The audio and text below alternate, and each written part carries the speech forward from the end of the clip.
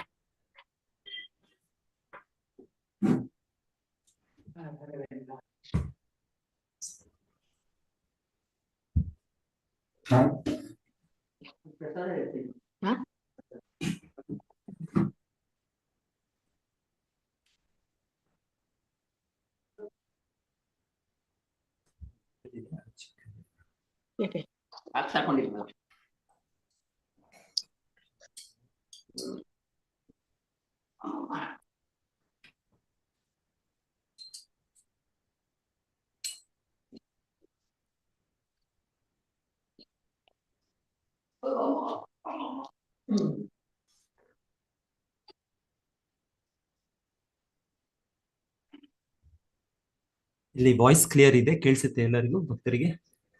ಕೇಳಿಸುತ್ತೆ ಪ್ರಭುಜಿ, clear. ಎಲ್ಲರಿಗೂ ಹರೇ ಕೃಷ್ಣ ಗುರುಜಿ. ಹರೇ ಕೃಷ್ಣ ಪ್ರಭುಜಿ, ಪ್ರಣಾಮ್ ಪ್ರಭುಜಿ. हरे कृष्ण प्रभु जी प्रणाम। जय राधा माधव कुंज बिहारी, जय राधा माधव कुंज बिहारी, जय गोपी जन वल्लभ गिरिवरधारी, जय गोपी जन वल्लभ गिरिवरधारी, यशोदानंदन ब्रज जन रंजन, यशोदानंदन ब्रज जन रंजन, यमुना तीरा वनचारी, यमुना तीरा वनचारी, जय राधा माधव कुंज बिहारी, जय राधा माधव कुंज बिहारी, जय राधा माधव कुंज बिहारी, जय श्री कृष्ण चैतन्य प्रभु नित्यानंदा, श्री अद्वैता गदाधर श्रीवासादि गौर भक्तवृंदा, हरे कृष्णा कृष्णा कृष्णा हरे हरे, हरे राम राम राम हरे हरे, हरे कृष्णा कृष्णा कृष्णा हरे हरे, हरे Ram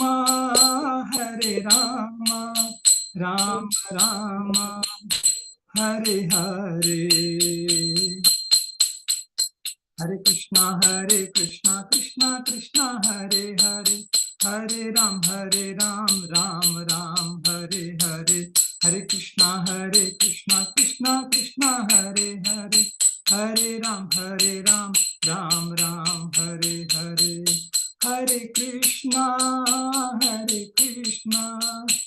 Krishna Krishna Hare Hare Hare Rama Rama Rama Hare Hare Hare Krishna Krishna Krishna Hare Hare Hare Rama Rama Rama Hare Hare Jaya Gauranitai Gauranitai Jaya Gauranitai Jaya Radha Govinda Radha Govinda Shri Radhe Jaya Jaya Prabhupada Jaya Jaya Prabhupada Jaya Jaya Gurudev Jaya Jaya Gurudev Nitai Gaura Hari Bol Nitai Gaura Hari Bol हरिनाम संकीर्तन की जय श्रील प्रभुपाद की जय श्रील गुरुदेव की जय निताई गौर प्रेमानंदे हरि बोल।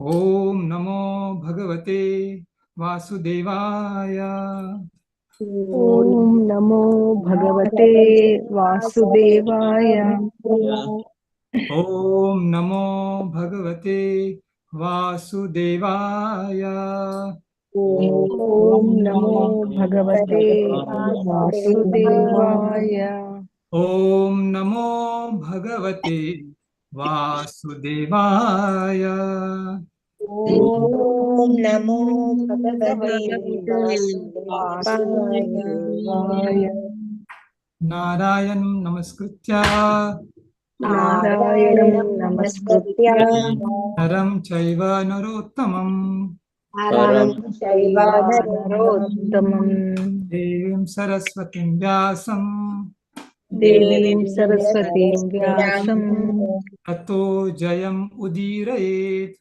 ततो उदीरयेत् नष्टप्रायेषु अभद्रेषु नष्टप्रायेषु अभद्रेषु नित्यं भागवत सेवया नित्यं भागवतसेवया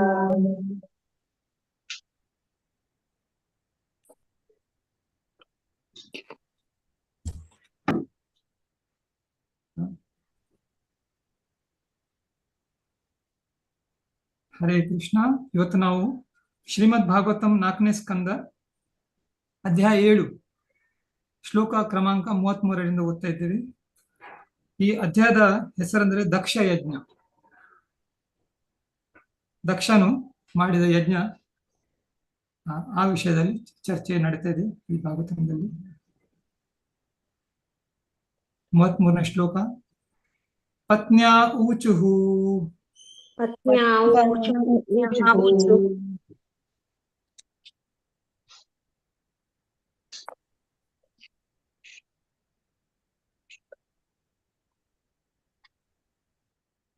ಯಜ್ಞೋ ಅಯಂ ಯಜನಾಯ ಅಯಂ ಯಜ್ಞೋ ಯಜ್ಞೋ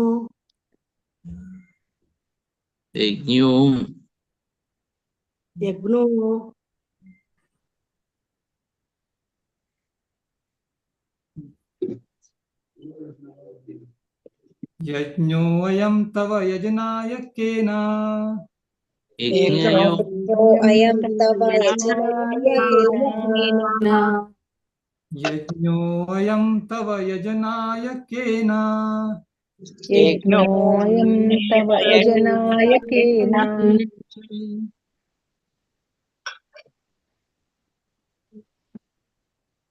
ಯಜ್ಞೋ ಅಯಂ ತವ ಯಜನಾಯಕೇನ ಸೃಷ್ಟೋ ಯಜ್ಞೋಯಂ ತವ ಯಜನಾಯಕೇನ ಸೃಷ್ಟೋ ಯಜ್ಞೋಯಂ ತವ ಯಜನಾಯಕೇನ ಸೃಷ್ಟೋ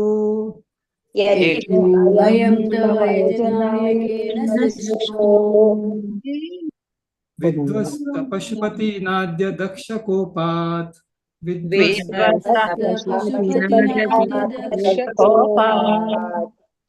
ವಿಧ್ವಸ್ತ ಪಶುಪತಿನಾದ್ಯ ದಕ್ಷ ಕೋಪಾತ್ ವಿಧ್ವಸ್ತ ಪಶುಪತಿನಾದ್ಯ ದಕ್ಷಕೋಪಾತ್ ವಿಧ್ವಸ್ತ ಪಶುಪತಿನಾದ್ಯ ದಕ್ಷ ಕೋಪಾತ್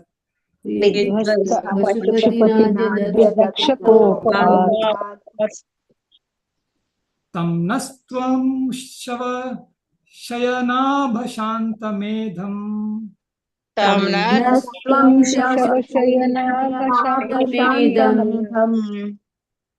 ನಸ್ತ್ವಂ ಶವಶಯನಾಭಶಾಂತಮೇಧಂ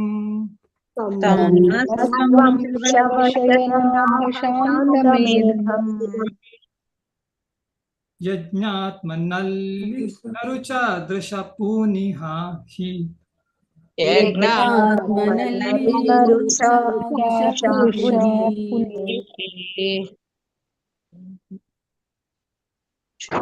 ಯಜ್ಞಾತ್ಮನ್ನಲಿನ ರುಚ ದೃಶ ಪೂನಿಹಿ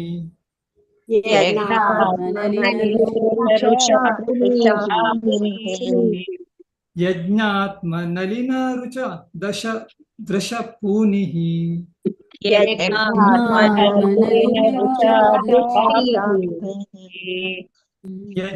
ಯಜ್ಞಾತ್ಮನ್ನಲಿನ ರುಚ ದೃಶ ಪೂನಿಹಿ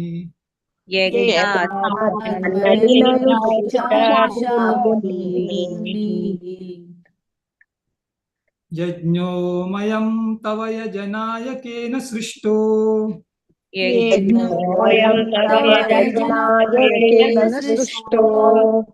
ಯಜ್ಞೋಯಂ ತವ ಯಜನಾಯಕೇನ ಸೃಷ್ಟೋ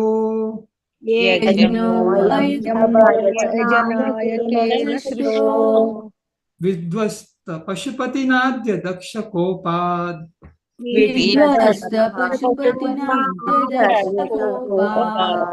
ವಿಧ್ವಸ್ತ ಪಶುಪತಿನಾದ್ಯ ದಕ್ಷ ಕೋಪಾತ್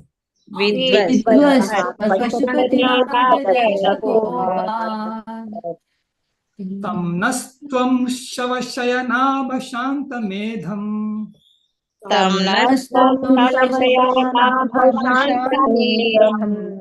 ತಂ ನಸ್ತ್ವಂ ಶವಶಯನಾಭಶಾಂತಮೇಧಂ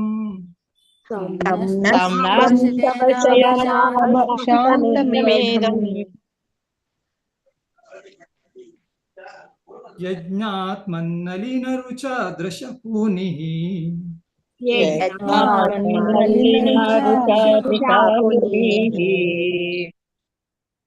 ಯಜ್ಞಾತ್ಮನ್ನಲಿನ ರುಚ ದೃಶ ಪೂನಿಹಿ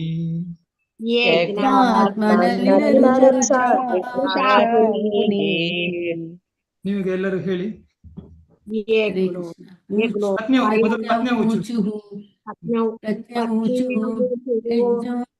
ತವ ಯಜನಾಯಕೇನ ಸೃಷ್ಟೋ ವಿಧ್ವಸ್ತ ಪಶುಪತಿನಾದ್ಯ ದಕ್ಷ ಕೋಪಾತ್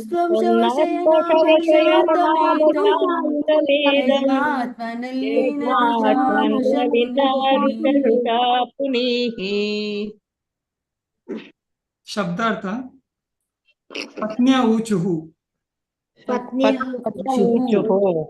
ಯಜ್ಞ ನಿರ್ವಾಹಕರ ಪತ್ನಿಯರು ಹೇಳಿದರು. ಯಜ್ಞ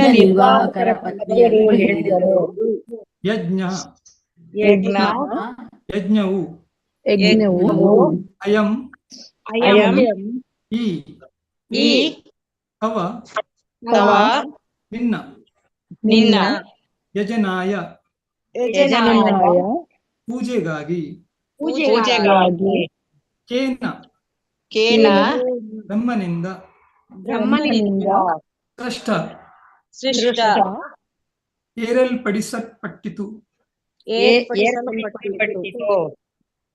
ಏರ್ಪಡಿಸಲ್ಪಟ್ಟಿತು ವಿಧ್ವಸ್ತಃ ನಾಶ ಮಾಡಲ್ಪಟ್ಟಿತು ಪಶುಪತಿನ ಶಿವನಿಂದ ಆದ್ಯ ಈ ದಿನ ದಕ್ಷಕೋಪಾತ್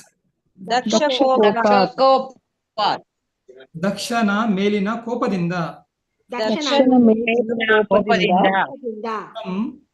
ತಂ ತಂ ಅದು ಅದು ನಃ ನಃ ನಮ್ಮ ನಮ್ಮ ತ್ವಂ ತ್ವಂ ನೀನು ನೀನು ಶವಶಯನ ಶವಶಯನ ಶವಗಳ ಶವಗಳ ಆಬಹ ಆಬಹ ಹಾಗೆ ಹಾಗೆ ಶಾಂತಮೇಧಂ ಶಾಂತಮೇಧಂ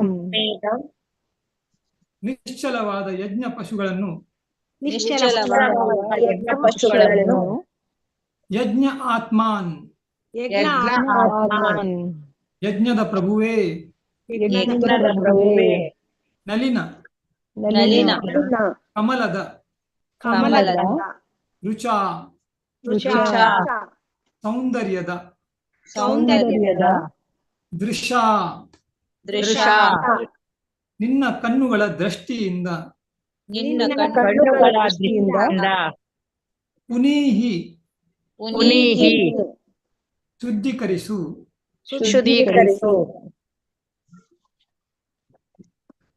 ಅನುವಾದ ಮತ್ತು ಭಾವಾರ್ಥ ಶಿಲ ಪ್ರಭುಪಾದರಿಂದ. ಶಿಲ ಪ್ರಭುಪಾದಕಿ ಜೈ.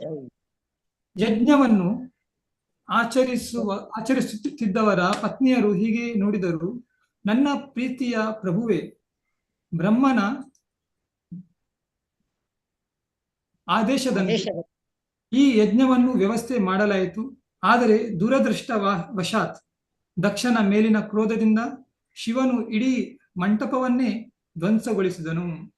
ಅವನ ಕೋಪದಿಂದಾಗಿ ಯಜ್ಞಕ್ಕೆಂದು ಸಿದ್ಧವಾಗಿದ್ದ ಪ್ರಾಣಿಗಳು ಸತ್ತು ಬಿದ್ದಿವೆ. ಆದ್ದರಿಂದ ಯಜ್ಞ ಸಿದ್ಧತೆಗಳೆಲ್ಲ ಹಾಳಾಗಿ ಹೋಗಿವೆ. ಈಗ ದಯವಿಟ್ಟು ನಿನ್ನ ಕಮಲನೇತ್ರದ ಕುಳಿನೋಟದಿಂದ ಈ ಯಾಗಮಂಟಪದ ಪಾವಿತ್ರ್ಯವು ಮರುಕಳಿಸುವಂತೆ ಮಾಡು. ಈ ಯಜ್ಞ ಮಾಡುವವರ ಪತ್ನಿಯವರು ಭಗವಂತನಿಗೆ ಪ್ರಾರ್ಥನೆ ಮಾಡ್ತಿದ್ದಾರೆ.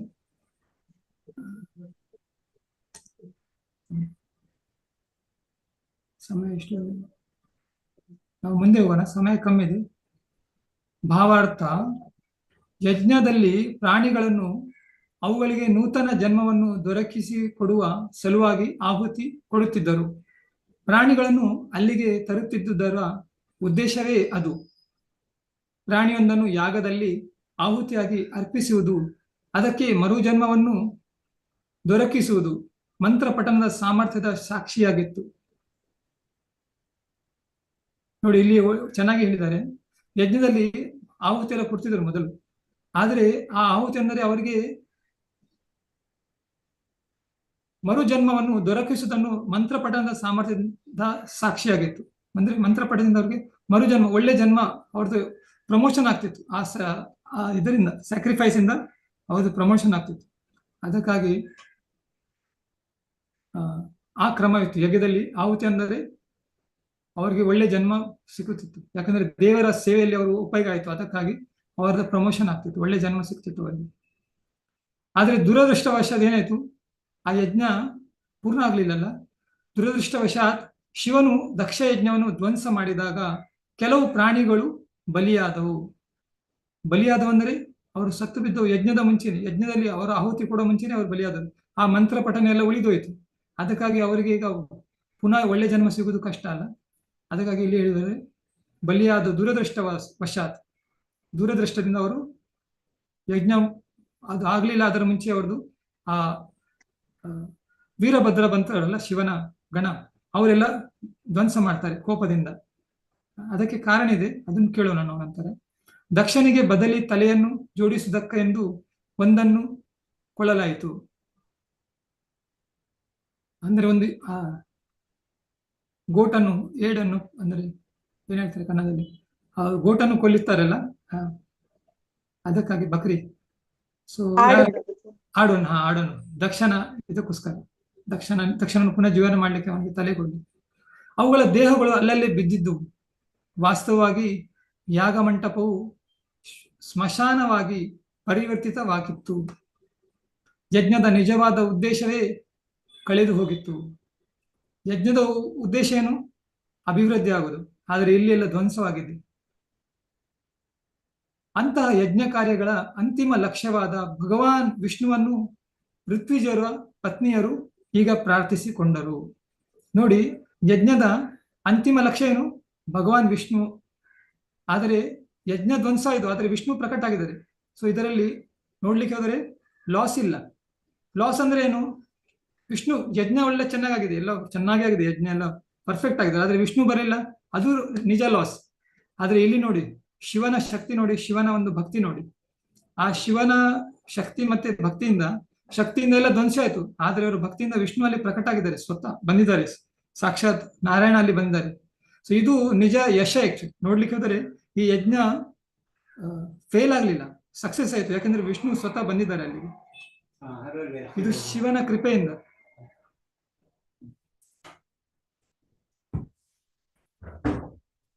ಇದು ಶಿವನ ಕೃಪೆ.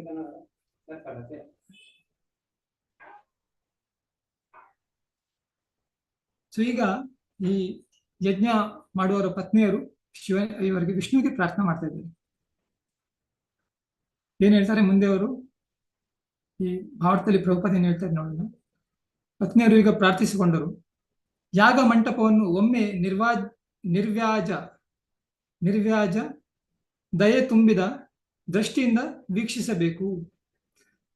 ಭಗವಂತನ ದೃಷ್ಟಿಯಲ್ಲಿ ಇಷ್ಟು ಶಕ್ತಿ ಇದೆ ಅಂದರೆ ಆ ದೃಷ್ಟಿಯಿಂದ ಅವರು ಸಂಹಾರ ಮಾಡಬಹುದು, ಮತ್ತೆ ಆ ದೃಷ್ಟಿಯಿಂದ ಅವರು ಪಾಲನೆ ಸಹ ಮಾಡ್ಬೋದು.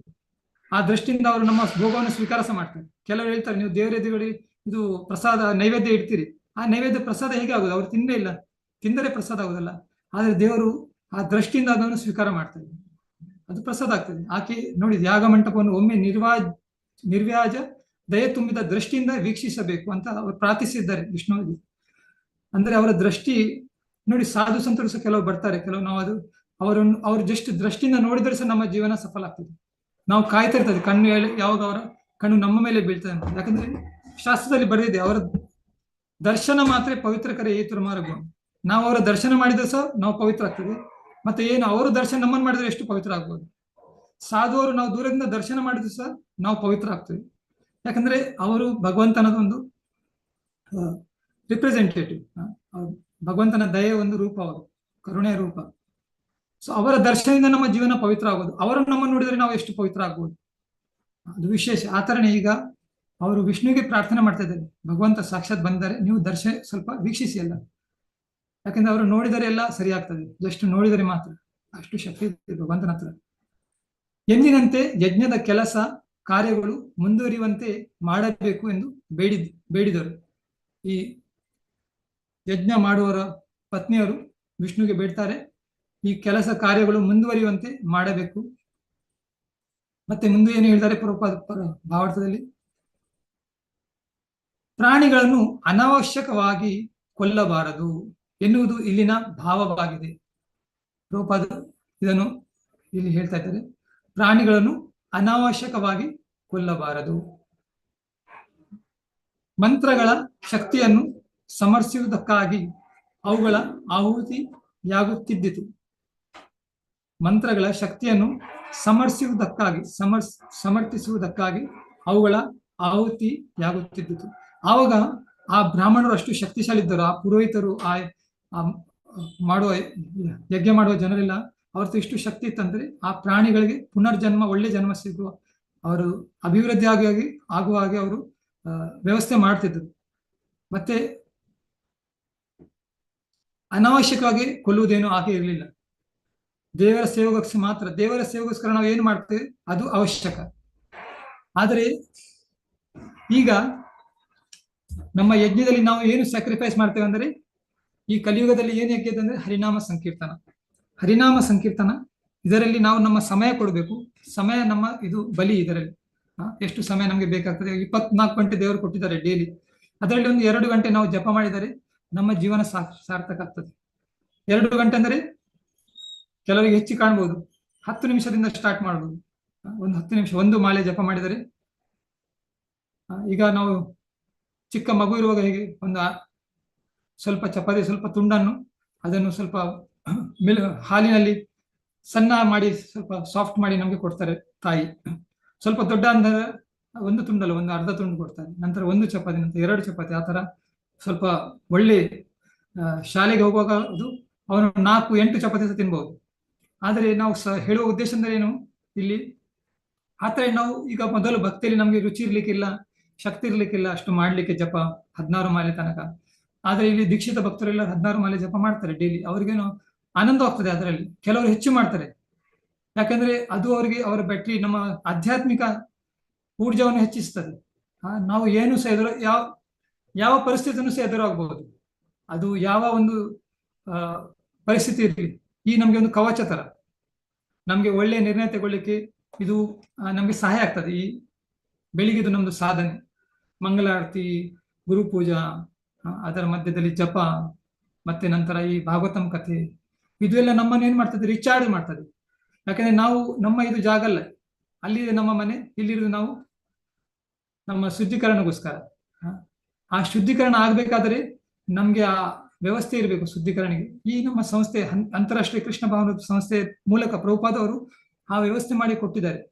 ಆದರೆ ಆ ವ್ಯವಸ್ಥೆಯನ್ನು ನಾವು ಉಪಯೋಗಿಸಬೇಕು, ಇದನ್ನ ಅಡ್ವಾಂಟೇಜ್ ತಗೊಳ್ಬೇಕು, ಇಲ್ಲದ್ರೆ ಏನು ಉಪಯೋಗ. ಈಗ ಒಂದು ಆಸ್ಪತ್ರೆ ಇದೆ, ಅಲ್ಲಿ ಎಲ್ಲ ಫ್ಯಾಸಿಲಿಟಿ ಇದೆ, ಆಪರೇಷನ್ ಮಾಡಲಿಕ್ಕೆ, ಮತ್ತೆ ಎಲ್ಲ ಟೆಸ್ಟ್ ಮಾಡಲಿಕ್ಕೆ, ಮತ್ತೆ ಆ ಟೆಸ್ಟ್ ಮಾಡಿದ ನಂತರ ಬೇಕಾದ ಔಷಧ ಎಲ್ಲ ವ್ಯವಸ್ಥೆ ಅಲ್ಲಿದೆ, ಮೆಡಿಕಲ್ ಫೆಸಿಲಿಟಿ, ಡಾಕ್ಟರ್ಸ್ ಎಲ್ಲ ಇದ್ದಾರೆ. ಆದ್ರೆ ನಮ್ಗೆ ರೋಗ ಇದೆ, ನಾವು ಅಲ್ಲಿ ಹೋಗಿ ಅಲ್ಲಿ ಕ್ಯಾಂಟೀನ್ ಅಲ್ಲಿ ಹೋಗಿ ಏನಾದ್ರು ಮಸಾಲೆ ದೋಸೆ ತಿಂದು ಬಂದ್ರೆ ನಾವು ಗುಣ ಆಗ್ತೇವೆ? ಅಲ್ಲಿ ಹೋಗಿ ನಾವು ಡಾಕ್ಟರ್ ಅನ್ನು ಭೇಟಿ ಆಗ್ಬೇಕು, ಅಲ್ಲಿಯ ಔಷಧ ತಗೊಳ್ಬೇಕು, ನಂತರ ನಾವು ಗುಣ ಆಗ್ತೇವಲ್ಲ. ಆ ತರನೇ ದೇವಸ್ಥಾನ ಎಲ್ಲ ಇದೆ, ಜನರು ಬಂದು ಇಲ್ಲಿ ಹೋದರೆ ಏನು ಆಗ್ತದೆ? ಏನೂ ಇಲ್ಲ. ದೊಡ್ಡ ದೊಡ್ಡ ದೇವಸ್ಥಾನ ಇದೆ, ಎಲ್ಲರೂ ಹೋಗ್ತಾರೆ, ಅಲ್ಲಿ ಸ್ವಲ್ಪ ಏನಾದ್ರು ಚಿಲ್ಲರಿಗೆ ಹಾಕ್ತಾರೆ, ಊಟ ಮಾಡಿ ಬರ್ತಾರೆ. ಅದು ದೇವಸ್ಥಾನದ ಮುಖ್ಯ ಉದ್ದೇಶ ಅಲ್ಲ. ಪ್ರಭುಪಾದವರು ನಮ್ಗೆ ಹೇಳಿದ್ದಾರೆ, ಏನು ದೇವಸ್ಥಾನದ ಮುಖ್ಯ ಉದ್ದೇಶ ಅಂದರೆ ನಮ್ಮ ಮನೆಯನ್ನು ದೇವಾಲಯ ಮಾಡುದು, ನಮ್ಮ ಮನೆಯನ್ನು ದೇವಾಲಯ ಮಾಡೋದು ಮುಖ್ಯ ಉದ್ದೇಶ. ಸೊ ಈ ಪ್ರಾಣಿಗಳ ಬಲಿ ಎಲ್ಲ ಆವಾಗ ನಡೀತಿತ್ತು ತ್ರೇತಾಯುಗದಲ್ಲಿ. ಈಗ ನಾವು ಯಾವ ಯುಗದಲ್ಲಿದೆ? ಕಲಿಯುಗ. ತ್ರೇತಾಯುಗದಲ್ಲಿ ಯಜ್ಞ ಮಾಡ್ತಿದ್ರು, ಆ ಯಜ್ಞದಲ್ಲಿ ಪ್ರಾಣಿಗಳ ಆಹುತಿ ಮಾಡ್ತಿದ್ರು. ಆ ಆಹುತಿ ಅಂದರೆ ಅದು ವಿಶೇಷ ಭಾಗ್ಯ ಪ್ರಾಣಿಗಳಿಗೆ. ಯಾವ ಪ್ರಾಣಿ ಇದರಲ್ಲಿ ಹೋಗ್ತದೆ ಯಜ್ಞದಲ್ಲಿ, ಅದು ಅದರ ಭಾಗ್ಯ. ಅದರ ಎಲ್ಲ ಟೆಸ್ಟ್ ಮಾಡ್ತಾರೆ ಕರೆಕ್ಟ್ ಆಗಿ, ಎಲ್ಲ ಪ್ರಾಣಿ ಸರಿಯಾಗಿದೆ. ಯಾಕಂದ್ರೆ ದೇವರಿಗೆ ಕೊಡುವುದಂದ್ರೆ ಎಲ್ಲ ಪರ್ಫೆಕ್ಟ್ ಆಗಿರ್ಬೇಕು. ಮತ್ತೆ ಅದರ ಬಲಿ ಹೋಗ್ತದೆ, ಮತ್ತೆ ಆ ಪ್ರಾಣಿಗೆ ಒಳ್ಳೆ ಜನ್ಮ ಸಿಗ್ತದೆ, ಭಗವದ್ ಧಾಮಕ್ಕೆ ಹೋಗ್ಬೋದು ದೇವರ ಕೃಪೆಯಿಂದ. ಅದು ಡೈರೆಕ್ಟ್ ಮನುಷ್ಯ ಜನ್ಮ ಬೇಕಿಂತಲ್ಲ, ಆ ಜನ್ಮದಲ್ಲಿ ಡೈರೆಕ್ಟ್ ದೇವಲೋಕಕ್ಕೆ ಹೋಗ್ಬೋದು. ಅದರ ದೇವರ ಇಚ್ಛೆ ಪ್ರಕಾರ ಅದರದ್ದು ಗತಿ ಇರ್ತದೆ, ಒಳ್ಳೆಯದೇ ಗತಿ ಆಗ್ತದೆ. ಆದ್ರೆ ಈಗ ಆ ಶಕ್ತಿ ಇಲ್ಲ ನಮ್ಮ, ಮತ್ತೆ ಈಗ ಅದು ರೆಕಮೆಂಡೆಡ್ಸೇ ಇಲ್ಲ. ಈಗ ಒಂದು ಸಾಧಾರಣ ಯಜ್ಞ ಮಾಡಿ ಶನಿ ಶಾಂತಿ ಮಾಡ್ಬೋದು ಅಷ್ಟೇ. ಆದರೆ ದೇವರ ಪ್ರಾಪ್ತಿ ಮಾಡ್ಲಿಕ್ಕೆ ನಮ್ಗೆ ಹರೇರ್ನಾಮ ಹರೇರ್ನಾಮ ಹರೇರ್ನಾಮ ಏವ ಕೇವಲಂ ಕಲವು ನಾಸ್ತಿವ ಗತಿರನ್ಯಥ. ತ್ರೇತಾಯುಗದಲ್ಲಿ ಯಜ್ಞ ಮಾಡ್ತಿದ್ರು, ಅದರ ಮುಂಚೆ ಸತ್ಯುಗದಲ್ಲಿ ಧ್ಯಾನದಿಂದ ದೇವರ ಪ್ರಾಪ್ತಿ ಮಾಡ್ತಿದ್ರು. ಮತ್ತೆ ತ್ರೇತ ನಂತರ ಈ ದ್ವಾಪರ ಬಂತು. ದ್ವಾಪರ ಯುಗದಲ್ಲಿ ಈಗ ನಮ್ಮ ಕೃಷ್ಣ ಬಂದಿದ್ದರು. ಆ ಯುಗದಲ್ಲಿ ಅದರ ಮುಂಚಿನಲ್ಲಿ ವಿಗ್ರಹ ಸೇವೆ ಮಾಡ್ತಿದ್ರು. ವಿಗ್ರಹ ಸೇವೆ, ಸ್ವಯಂ ಕೃಷ್ಣ ಸಹ ವಿಗ್ರಹ ಸೇವೆ ಮಾಡಿ ತೋರಿಸ್ತಿದ್ರು ಭಗವಂತ ಆ ರೂಪದಲ್ಲಿ.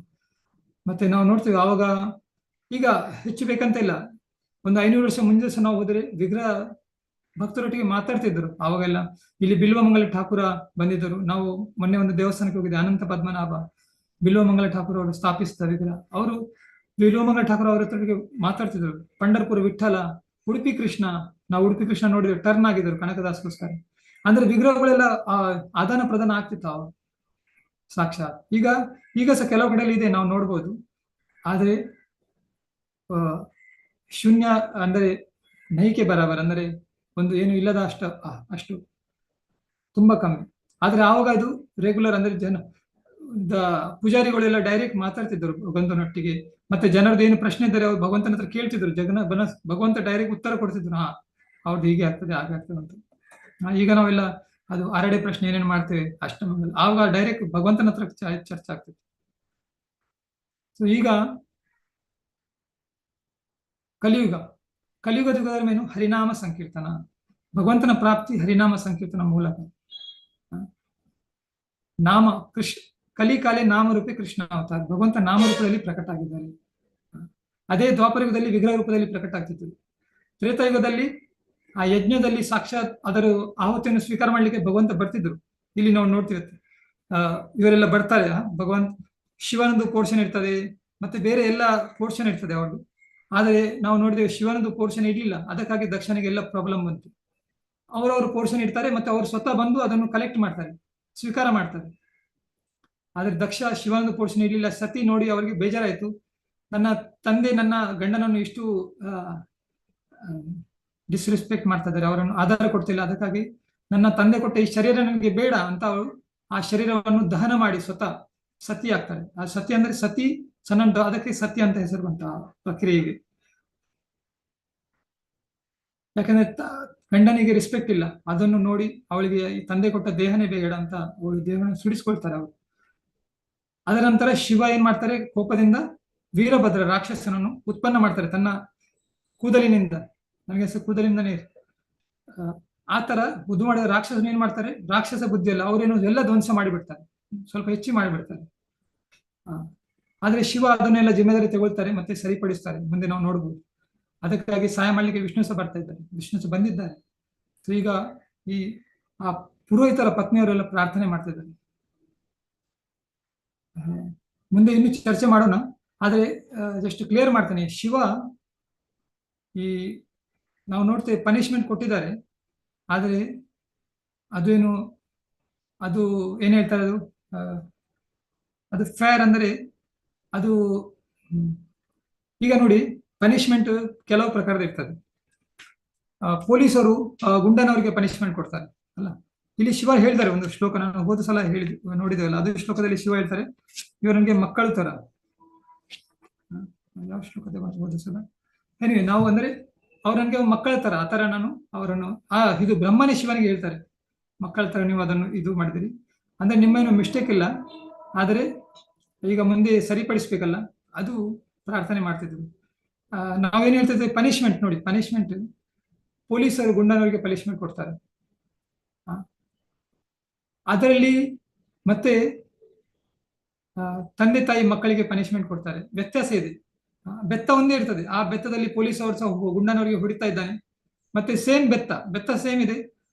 ತಂದೆ ಸಹ ಇಲ್ಲದೆ ತಾಯಿ ಸಹ ಮಕ್ಕಳಿಗೆ ಬೆಳೀತಿದ್ದಾರೆ. ಸ್ವಲ್ಪ ಯಾಕೆ ಅಭ್ಯಾಸ ಮಾಡ್ಬೇಕು, ಇಲ್ಲಾದ್ರೆ ಒಳ್ಳೆ ಒಂದು ಗುಣ ಹಾಳು ಕೆಲಸ ಮಾಡಬಾರ್ದು ಅಂತ ಅವ್ರಿಗೆ ಬುದ್ಧಿ ಕಲಿಸ್ಲಿಕ್ಕೆ. ಯಾಕಂದ್ರೆ ನಾವು ಗಿಡ ಚಿಕ್ಕ ಇರುವಾಗ ಅದನ್ನು ಕರೆಕ್ಟ್ ಮಾಡ್ಬೋದು, ದೊಡ್ಡಾದ ನಂತರ ಸಪೋಸ್ ಅದು ರೋಡ್ ಸೈಡ್ ಬರ್ತದೆ, ಅದನ್ನು ಕಟ್ಟೆ ಮಾಡ್ತಾರಲ್ಲ, ಅಂದ್ರೆ ದೊಡ್ಡ ಪನಿಷ್ಮೆಂಟ್ ಸಿಗ್ತದೆ ಆ ಗಿಡಕ್ಕೆ ಮರ ಆದ ನಂತರ. ಅದೇ ಗಿಡ ಇರುವಾಗ ಅದನ್ನು ಸ್ಟ್ರೇಟ್ ಮಾಡಿದರೆ ಅದನ್ನು ಕಟ್ ಮಾಡುದಿಲ್ಲ ಯಾರು ಸಹ. ಅದಕ್ಕೆ ಉಲ್ಟಾ ಎಲ್ಲರೂ ಖುಷಿ ಪಡ್ತಾರೆ, ಈ ಗಿಡದಿಂದ ಎಲ್ಲರಿಗೆ ನೆರಳು ಸಿಗ್ತಾ ಇದೆ, ಅದಕ್ಕೆ ಮತ್ತೆ ಚೆನ್ನಾಗಿ ಎಲ್ಲ ಇಡ್ತಾರೆ. ಆ ಗಿಡವನ್ನು ಬಾರ್ಡರ್ ಮಾಡಿ ಮತ್ತೆ ಅದಕ್ಕೆಲ್ಲ ಕಲರ್ ಹಾಕಿಲ್ಲ, ಅದನ್ನು ಇಷ್ಟು ಚೆನ್ನಾಗಿ ರೆಸ್ಪೆಕ್ಟ್ ಆಗಿ ಎಲ್ಲ ಇಡ್ತಾರೆ. ಯಾಕಂದ್ರೆ ಅದು ಸ್ಟ್ರೇಟ್ ಬಂದಿದೆ, ಎಲ್ಲರಿಗೆ ನೆರಳೆಲ್ಲ ಕೊಡ್ತದೆ. ಅದೇ ಗಿಡ ಮರ ಆಗಿ ಕ್ರಾಸ್ ಆಗ್ತಿದ್ರೆ, ರಸ್ತೆಯ ಮೇಲೆ ಬರ್ತಿದ್ರೆ ಜನರು ಅದನ್ನು ಕಟ್ ಮಾಡಿ ಬಿಡ್ತಾರೆ. ಆ ತರ ತಂದೆ ತಾಯಿಯವರಿಗೆ ಒಂದು ಕಾಳಜಿ ಇರ್ತದೆ, ಈ ಮಗು ಈಗ ನಾವು ಅದನ್ನು ತಿದ್ದುಪಡಿಸಿದರೆ ಒಳ್ಳೆ ಒಂದು ಜೆಂಟಲ್ಮೆನ್ ತರ ಸಮಾಜಕ್ಕೆ ಒಳ್ಳೆ ಒಂದು ಕಾರ್ಯ ಮಾಡ್ಬೋದು. ಆದ್ರೆ ಈಗ ನಾವು ಅದನ್ನು ತಿದ್ದುಪಡಿಸಲಿಲ್ಲ, ನಂತರ ಅದು ಹಾಲು ಕೆಲಸ ಮಾಡಿದರೆ ಅವನಿಗೆ ಗೌರ್ಮೆಂಟ್ ಮೂಲಕ ಪನಿಷ್ಮೆಂಟ್ ಸಿಗ್ಬೋದಲ್ಲ. ಅದಕ್ಕಾಗಿ ತಂದೆ ತಾಯಿಯವರು ನಮ್ಮ ಒಳ್ಳೆಗೋಸ್ಕರ ನಮ್ಮನ್ನು ಸರಿಪಡಿಸ್ತಾರೆ. ಪ್ರಭುಪಾದವರು ಕೆಲವು ಸಲ ಕೋಪ, ಗುರುಗಳು ಅಂದ್ರೆ ನಮ್ಮ ಗುರುಗಳು ಸಹ ಕೆಲವು ಸಲ ಕೋಪ ಆಗ್ತಾರೆ ನಮ್ಮ ಮೇಲೆ ಅಲ್ಲ. ಸೊ ಪ್ರಭುಪಾದವರು ಸಹ ಕೋಪ ಆಗ್ತಿದ್ರು. ಅವರ ಶಿಷ್ಯ ನವಯೋಗೇಂದ್ರ ಸ್ವಾಮಿ ಮಹಾರಾಜ್ ಈಗ ಇದ್ದಾರೆ, ಒಳ್ಳೆ ಪ್ರಚಾರ ಮಾಡ್ತಾ ಇದ್ದಾರೆ ನಾರ್ತ್ ಇಂಡಿಯಾದಲ್ಲಿ, ಪೂರ್ಣದಲ್ಲಿ ಮತ್ತೆ ನಾರ್ತ್ ಇಂಡಿಯಾದಲ್ಲಿ ಎಲ್ಲ ತುಂಬಾ ಪ್ರಚಾರ ಮಾಡ್ತಾ ಇದ್ದಾರೆ. ನವಯೋಗೇಂದ್ರ ಸ್ವಾಮಿ ಮಹಾರಾಜ್ ಅವರು ಆಗ ಚಿಕ್ಕ ಇದ್ದರು, ಪ್ರಭುಪಾದ ಇರುವಾಗ. ಆ ಸಮಯದಲ್ಲಿ ಅವರು ಪ್ರಭುಪಾದರಿಗೆ ಒಂದು ಕೇಳಿದ್ರು, ಪ್ರಭುಪಾದ ನೀವು ನಮಗೆ ಕೆಲವು ಸಲ ಇದು ಬೈತೀರಿ, ನಾವು ಏನು ಫೀಲ್ ಮಾಡ್ಬೇಕು, ನಾವು ಏನು ಅದು ಅವಾಗ ನಮ್ಮ ಏನು ಇದಿರ್ಬೇಕು, ಭಾವನೆ ಇರ್ಬೇಕು. ಪ್ರಭುಪಾದ ಹೇಳಿದ್ರು, ನೀವೆಲ್ಲ ಖುಷಿ ಆಗ್ಬೇಕು ಅವಾಗ, ಯಾಕಂದ್ರೆ ನಿಮ್ಮನ್ನು ಕರೆಕ್ಟ್ ಮಾಡ್ತಾ ಇದ್ದೀನಿ, ನಿಮ್ಮ ಅದು ಅಂದ್ರೆ ಪ್ರಭುಪಾದ ಅಷ್ಟೇ ಹೇಳಿದ್ರು, ನೀವು ಖುಷಿ ಆಗ್ಬೇಕಂತ. ಅದು ಕರೆಕ್ಟ್ ಅಲ್ಲ ಒಂದ್ಸಲ, ಅದು ಒಂದು ಕರೆಕ್ಟ್. ಯಾಕಂದ್ರೆ ನಮ್ಮನ್ನು ತಿದ್ದುಪಡಿತಾರೆ ಯಾರು. ಈಗ ಒಂದು ತಾಯಿ ಮಗುವಿಗೆ ತಿದ್ದುಪಡಿಸ್ತಿದ್ದು, ಆವಾಗ ಮಗುವಿಗೆ ಬೇಜಾರಾಗ್ತಿತ್ತು. ಆಗ ಆ ತಾಯಿಯ ಮಗುಗೆ ಹೇಳಿದ್ರು, ನೋಡು ಮಗು, ಎಷ್ಟೋ ಜನ ರಸ್ತೆಯಲ್ಲಿ ಅಲ್ಲಿ ಇಲ್ಲಿ ಹೋಗ್ತಾ ಇದ್ದಾರೆ, ನಾನು ಯಾರಿಗೇನು ಹೇಳುದಿಲ್ಲ, ನಿನ್ಗೆ ಹೇಳ್ತೇನೆ, ಯಾಕೆ ನೀನ್ ನನ್ನ ಮಗ, ನನ್ನ ಕರ್ತವ್ಯ ನಿನ್ನ ಒಳ್ಳೆ ನೋಡು. ಆ ತರ ತಾಯಿ ಹೇಳಿದ್ರು, ಅದಕ್ಕೆ ಮಗುಗೆ ಅರ್ಥ ಆಯ್ತು. ಸರ್ ಆ ತರ ನಮ್ಗೆ ಸಹ ಅರ್ಥ ಆಗ್ಬೇಕು, ನಮ್ಮನ್ನು ಯಾರು ತಿದ್ದುಪಡಿಸಿದ್ದಾರೆ ಅದು ನಮ್ಮ ಭಾಗ್ಯ, ಇಲ್ಲದ್ರೆ ನಾವು ಅದು ಮಿಸ್ಟೇಕ್ ಮಾಡ್ತಾ ಹೋಗ್ತೇವೆ. ಈಗ ಒಂದು ಫ್ಲೈಟ್ ಇದೆ, ಫ್ಲೈಟ್ ಟೇಕ್ ಆಫ್ ಮಾಡ್ತಾ ಇದ್ವಿ. ಅದಕ್ಕೆ ಹೋಗ್ಲಿಕ್ಕೆ ಇದೆ ಬಾಂಬೆಯಿಂದ ಲಂಡನ್ಗೆ. ಅದೇ ಟೇಕ್ ಆಫ್ ಮಾಡುವಾಗ ಅದು ಸ್ವಲ್ಪ ಟರ್ನ್ ಆದರೆ ಅದು ಲಂಡನ್ ಬದಲಿ ಜಪಾನ್ಗೆ ಹೋಗ್ಬೋದು. ಅಂದ್ರೆ ಎಷ್ಟು ದೊಡ್ಡ ಚಿಕ್ಕ ಮಿಸ್ಟೇಕ್ ಆದ್ರೆ ದೊಡ್ಡ ಪರಿಣಾಮ ಆಗ್ತದೆ. ಅದಕ್ಕಾಗಿ ಮೊದಲಿಂದನೇ ಅದನ್ನು ಕರೆಕ್ಟ್ ಮಾಡ್ಬೇಕಲ್ಲ. ಆ ತರ ಉದ್ದೇಶ ನಮ್ಮ ಹಿರಿಯರದು. ಒಂದು ನನಗೆ ನೆನಪು ಬಂತು, ಈ ಭಾವಾರ್ಥ ಮುಗಿದ ನಂತರ ಹೇಳುದ ಅಥವಾ ಮಧ್ಯದಲ್ಲಿ ಹೇಳುದ ನೋಡ್ತಾ ಇದ್ದೀನಿ. ಸಮಯ ಕಂಟಿನ್ಯೂ ಮಾಡೋಣ. ಭಾವಾರ್ಥದಲ್ಲಿ ಹೇಳೋಣ ಮಧ್ಯದಲ್ಲಿ. ನಮ್ಗೆ ಗೊತ್ತಿದೆ ನಮ್ಮ ಇಸ್ಕಾನ್ ಅಲ್ಲಿ ಕೆಲವೆಲ್ಲ ವಿಗ್ರಹ ಇದೆ. ಅದರಲ್ಲಿ ಒಂದು ಪ್ರಮುಖ ವಿಗ್ರಹ ಅಂದ್ರೆ ರಾಧಾ ಶ್ಯಾಮ ಸುಂದರ. ಇದು ವೃಂದಾವನದಲ್ಲಿದೆ. ರಾಧಾ ಶ್ಯಾಮ ಸುಂದರ ಎಲ್ಲಿದೆ? ವೃಂದಾವನದಲ್ಲಿದೆ. ಈ ರಾಧಾ ಶ್ಯಾಮ ಸುಂದರ ವಿಗ್ರಹ ಹೆಸರು ಹೇಗೆ ಬಂತು? ಪ್ರಭುಪಾದ ಅದನ್ನು ಹೆಸರು ಹೇಗೆ ಕೊಟ್ಟರು? ಮತ್ತೆ ಈ ಪನಿಷ್ಮೆಂಟ್ ದಲ್ಲಿ ಒಂದು ನಾವು ಗುರುಗಳು ಸಹ ಪನಿಷ್ಮೆಂಟ್ ಕೊಡ್ತಾರೆ ಅಂತ ಹೇಳಿದಲ್ಲ, ಅದು ಕನೆಕ್ಟ್ ಮಾಡ್ತೇನೆ. ಸೊ ಒಂದು ಒಂದು ದಂಪತಿ, ಗಂಡ ಹೆಂಡತಿ, ಅವ್ರಿಗೆ ಮಗು ಆಗ್ತಾ ಇರ್ಲಿಲ್ಲ. ಯಾವ ಮಗು ಆದರೆ ಅದು ಶರೀರ ಅಂದ್ರೆ ಸಾಯುವುದು, ಕೆಲವು ಸಲ ಹೊಟ್ಟೆ ಒಳಗೇನೆ ಅದು ಇದು ಆಗುದು, ದೇಹ ತ್ಯಾಗ ಆಗುದು, ಆ ತರ ಎಲ್ಲ ನಡೀತಿತ್ತು. ಮತ್ತೆ ಒಂದು ಮಗು ಅವರಿಗೆ ಹುಟ್ಟಿತು. ಆ ಮಗು ಹುಟ್ಟಿದ ನಂತರ ಅವರು ಅದಕ್ಕೆ ಹೆಸರಿಟ್ಟರು ದುಃಖಿಯ ಅಂತ. ಏನ್ ಹೆಸರಿಟ್ಟರು? ದುಃಖಿಯ. ದುಃಖಿಯ ಅಂದ್ರೆ ದುಃಖದವನು. ಯಾಕೆ ಹೆಸರು ಇಟ್ಟರು ಅಂದ್ರೆ, ಆ ಕಾಲದಲ್ಲಿ ಮಕ್ಕಳು ಇದು ತೀರು ಹೋಗ್ತಾ ಇದ್ರೆ ಅವರು ಈ ತರ ಹೆಸರಿಡ್ತಾರೆ. ಅಂದ್ರೆ ಈ ತರ ಹೆಸರಿಟ್ರೆ ಆ ಮಗುವಿನ ಹೆಸರು ನೋಡಿ ಯಮರಾಜ ಅವರನ್ನು ಶ್ರಮಿಸಬಹುದು, ಬಿಡ್ಬೋದು. ದುಃಖ ಹೆಸರು ಆಲ್ರೆಡಿ ದುಃಖ ಇದೆ, ಇನ್ನು ಯಾಕೆ ದುಃಖ ಕೊಡೋದಂತ ಬಿಟ್ಟು ಹೋದ್ರೆ ಒಳ್ಳೇದಂತ ಅವರ ಹೆಸರು ಕೊಟ್ರ ಮಗುಗೆ. ಏನ್ ಹೆಸರು ಕೊಟ್ಟರು? ದುಃಖಿಯ ಅಂತ. ದುಃಖಿಯ. ಆ ಮಗು ಉಳಿಯಿತು ದೇವರ ಕೃಪೆಯಿಂದ, ಭಗವಂತನ ಕೃಪೆಯಿಂದ ಉಳಿಯಿತು. ಮತ್ತೆ ಆ ಇಬ್ಬರು ಗಂಡ ಹೆಂಡತಿಯವರು ಭಕ್ತರು. ಅದಕ್ಕೆ ಅವರು ಯೋಚಿಸಿದರು, ಇದು ದೇವರ ಕೃಪೆಯಿಂದ ಉಳಿದರೆ ಇದನ್ನು ನಾವು ದೇವರ ಸೇವೆಯಲ್ಲಿ ಇದನ್ನು ಇದು ಮಾಡುವಂತ, ಇದನ್ನು ಸಮರ್ಪಿಸುವಂತ ಅವರು ವಿಚಾರ ಮಾಡಿದ್ರು. ಆ ಮಗುಗೆ ಸಹ ದೇವರು ಅಂದ್ರೆ ಒಂದು ಸ್ವಪ್ನದಲ್ಲಿ ಒಂದು ಬ್ರಹ್ಮವಾಕ್ಯ ಏನು ಹೇಳ್ತಾರೆ ಆ ತರ ಅದಕ್ಕೆ ಒಂದು ವಾಕ್ಯ ಬಂತು. ಅದರಲ್ಲಿ ಆ ವಾಕ್ಯದಲ್ಲಿ ಏನ್ ಹೇಳ್ತಂದ್ರೆ, ನಿನ್ನ ಗುರು ಒರಿಸ್ಸಾದಲ್ಲಿದ್ದಾರೆ. ಒರಿಸ್ಸಾದಲ್ಲಿಲ್ಲ, ಇವರು ಒರಿಸ್ಸಾದಲ್ಲಿ ಇದ್ದಾರೆ. ನಿಮ್ಮ ಗುರು ಬಾಂಗ್ಲಾದೇಶದಲ್ಲಿ ಇದ್ದಾರೆ ಅಂತ. ಬಾಂಗ್ಲಾದೇಶದಲ್ಲಿ ಅವರ ಹೆಸರು ಹೃದಯ ಚೈತನ್ಯ ಅಂತ. ಆ ಮಗುವಿಗೆ ಗೊತ್ತು. ಅಂದ್ರೆ ಮಗು ಒಂದು 12 ವರ್ಷದ ಆಗ್ತದೆ, 12. ಆವಾಗ ಮಗುಗೆ ಇದು ಸಿಗ್ತದೆ, ಆಕಾಶವಾಣಿ. ಆವಾಗ ಆ ಮಗು ತಂದೆ ತಾಯಿಗೆ ಹೇಳ್ತದೆ, ನನಗೆ ಈ ತರ ಒಂದು ಆದೇಶ ಬಂದಿದೆ, ನನ್ನ ಗುರು ಬಾಂಗ್ಲಾದೇಶದಲ್ಲಿ ಇದ್ದಾರೆ, ಮತ್ತೆ ಅವರ ಹೆಸರು ಹೃದಯ ಚೈತನ್ಯ, ನನಗೆ ಅಲ್ಲಿ ಹೋಗ್ಬೇಕಂತ. ಸೊ ತಂದೆ ತಾಯಿಯರು ಸಹ ಭಕ್ತರು, ಅವರು ಕಡೆಗೆ ಒಪ್ಪುತ್ತಾರೆ. ಆದ್ರೆ ನೀವು ಹೇಗೆ ಹೋಗುದು? ಮಗನಿಗೆ ಕೇಳ್ತಾರೆ, ಬಾಂಗ್ಲಾದೇಶ ಇಷ್ಟು ದೂರ ಇದೆ, ನೀನು ಹೇಗೆ ಹೋಗುದು? ನಾನು ಅಲ್ಲಿ ಗಂಗಾ ನದಿ ಸ್ನಾನ ಮಾಡ್ಲಿಕ್ಕೆ ಇಲ್ಲಿಂದ ಭಾರತದಿಂದ ಜನರು ಅಲ್ಲಿ ಹೋಗ್ತಾರಲ್ಲ, ಅದು ಬಾರ್ಡರ್ ಅಲ್ಲಿ ಗಂಗಾ ನದಿ ಇದೆ, ಗಂಗಾ ಸಾಗರ ಏನಿದೆ, ಅದು ದಾಟಿ ಹೋಗ್ಬೇಕು. ಅಲ್ಲಿ ಹೋಗೋರೊಟ್ಟಿಗೆ ಹೋಗ್ತೇನೆ, ಮತ್ತೆ ಬೋಟ್ ದಾಟಿ ಅಲ್ಲಿ ಹೋಗ್ತೇನೆ ಅಂತ ಮಗು ಅವ್ರಿಗೆ ಹೇಳ್ತದೆ. ಆವಾಗ ಇವರು ಸಹ ಅದಕ್ಕೆ ಒಪ್ಪುತ್ತಾರೆ. ಮಗುಗೆಲ್ಲ ಊಟ ಎಲ್ಲ ಮಾಡಿ ಕಳಿಸ್ತಾರೆ ಪ್ರೀತಿಯಿಂದ. ಆ ಮಗು ಹೋಗ್ತದೆ, ಅಲ್ಲಿ ಹೋಗಿ ಗುರುವನ್ನು ಭೇಟಿ ಆಗ್ತದೆ. ಗುರುವನ್ನು ಭೇಟಿಯಾದ ನಂತರ ಗುರು ಇವರನ್ನು ನೋಡ್ತಾರೆ. ಗುರು ನೋಡಿ ಇವರಿಗೆ ಕೇಳ್ತಾರೆ, ನಿಮ್ಮ ಹೆಸರೇನು ಅಂತ. ಇವರು ಹೇಳ್ತಾರೆ, ನನ್ನ ಹೆಸರೇನು? ದುಃಖಿಯ ಅಂತ ನನ್ನ ಹೆಸರು. ಅವಾಗ ಗುರು ಹೇಳ್ತಾರೆ, ಇವತ್ತಿನಿಂದ ನಿನ್ನ ಹೆಸರು ಕೃಷ್ಣದಾಸ. ಆವಾಗನೇ ಹೆಸರು ಕೊಟ್ಟಿರ್ತಾರೆ. ಏನ್ ಹೆಸರು ಕೊಡ್ತಾರೆ? ಕೃಷ್ಣದಾಸ ನಿನ್ನ ಹೆಸರು. ಆ ಕೃಷ್ಣದಾಸ ಈಗ ಆ ಗುರುವಿನೊಟ್ಟಿಗೆ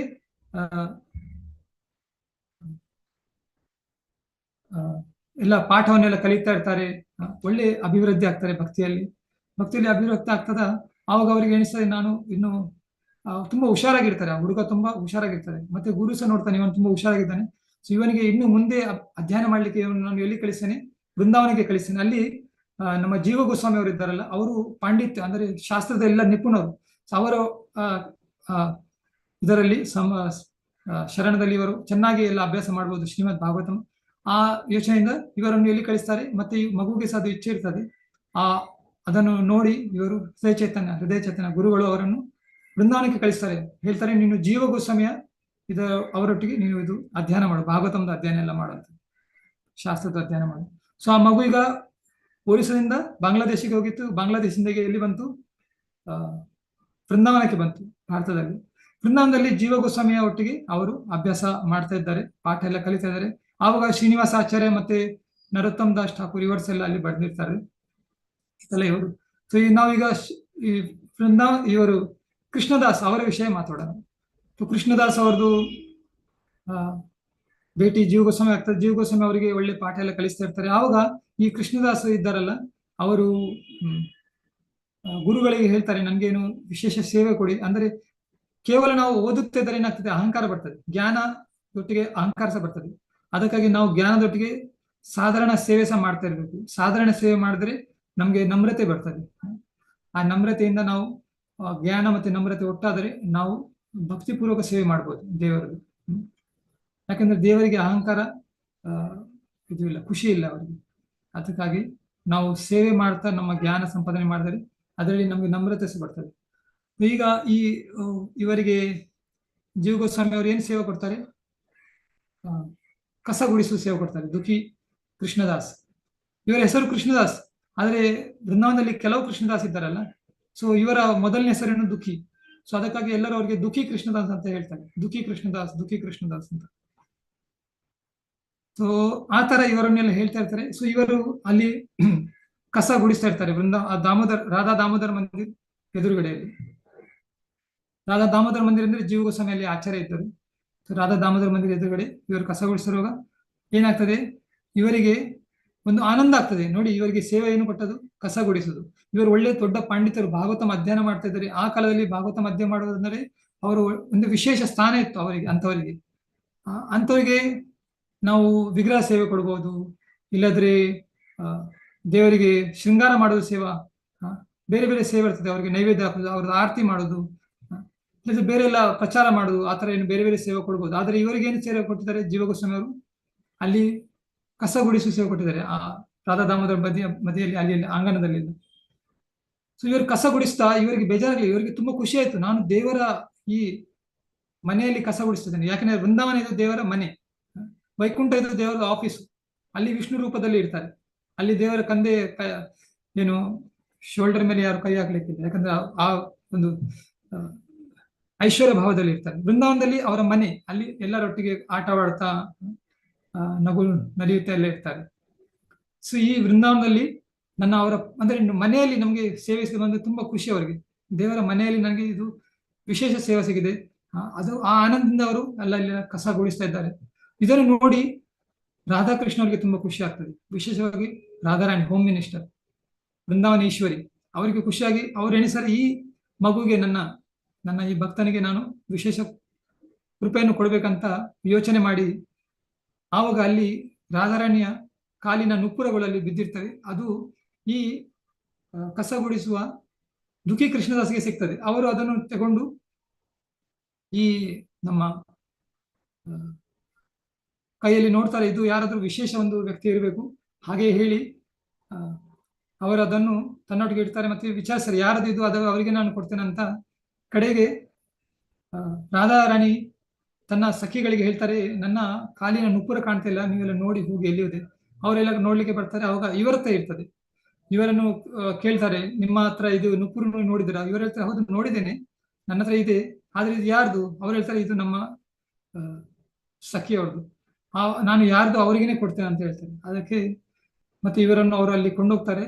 ಅಲ್ಲಿ ರಾಧಾರಾಣಿ ಕೇಳ್ತಾರೆ, ನಿಮ್ಮ ಹೆಸರೇನು ಅಂತ. ನುಪುರು ಕೊಡ್ತಾರೆ ರಾಧಾರಾಣಿಗೆ. ಇವರು ತನ್ನ ಹೆಸರು ಹೇಳ್ತಾರೆ, ನನ್ನ ಹೆಸರು ದುಃಖಿ ಕೃಷ್ಣದಾಸ್ ಅಂತ. ರಾಧಾರಾಣಿ ಹೇಳ್ತಾರೆ, ನಿಮ್ಮ ಹೆಸರು ದುಃಖಿ ಹೇಗೆ ಆಗೋದು, ನೀನು ನನಗೆ ಆನಂದ ಕೊಟ್ಟಿದ್ದೀರಿ. ಸೊ ಇವತ್ತಿನ ನಿಮ್ಮ ಹೆಸರು ಶ್ಯಾಮ ಅಂದ್ರೆ ರಾಧಾರಾಣಿಯ ಒಂದು ಹೆಸರು ಶ್ಯಾಮ. ಶ್ಯಾಮ್ ಅಂದ್ರೆ ಕೃಷ್ಣ, ರಾಧಾರಾಣಿ ಹೆಸರೇನು ಶ್ಯಾಮ. ಸೊ ಶ್ಯಾಮನಿಗೆ ನೀವು ಆನಂದ ಕೊಟ್ಟಿದ್ರಿ, ಅದರಿಂದ ನಿಮ್ಮ ಇವತ್ತಿನ ಹೆಸರೇನು ಶ್ಯಾಮಾನಂದ. ಮತ್ತೆ ಅವರು ಭಾಗವತನ ಅಧ್ಯಯನ ಎಲ್ಲ ಮಾಡಿದ್ದಾರೆ. ಅದಕ್ಕಾಗಿ ಜನರೆಲ್ಲ ಅವರನ್ನು ಶ್ಯಾಮಾನಂದ ಪಂಡಿತ್ ಅಂತ ಕರೀತಾರೆ. ಶ್ಯಾಮಾನಂದ ಪಂಡಿತ್ ಅಂತ ಅವರು ಅಲ್ಲಿ ತುಂಬಾ ಫೇಮಸ್ ಆಗ್ತಾರೆ, ಪ್ರಖ್ಯಾತಿ ಆಗ್ತದೆ, ಅವರ ತುಂಬಾ ಇದಾಗ್ತದೆ, ಫೇಮಸ್ ಆಗ್ತದೆ. ಸೊ ಪ್ರಖ್ಯಾತ ಆಗ್ತಾರೆ ಅಲ್ಲಿ. ಸೊ ಈಗ ಈ ಎಲ್ಲ ಸುದ್ದಿ ಅವರಿಗೆ, ಅವರ ಗುರುಗಳಿಗೆ ಸಹ ಅಲ್ಲಿ ಹೋಗ್ತದೆ.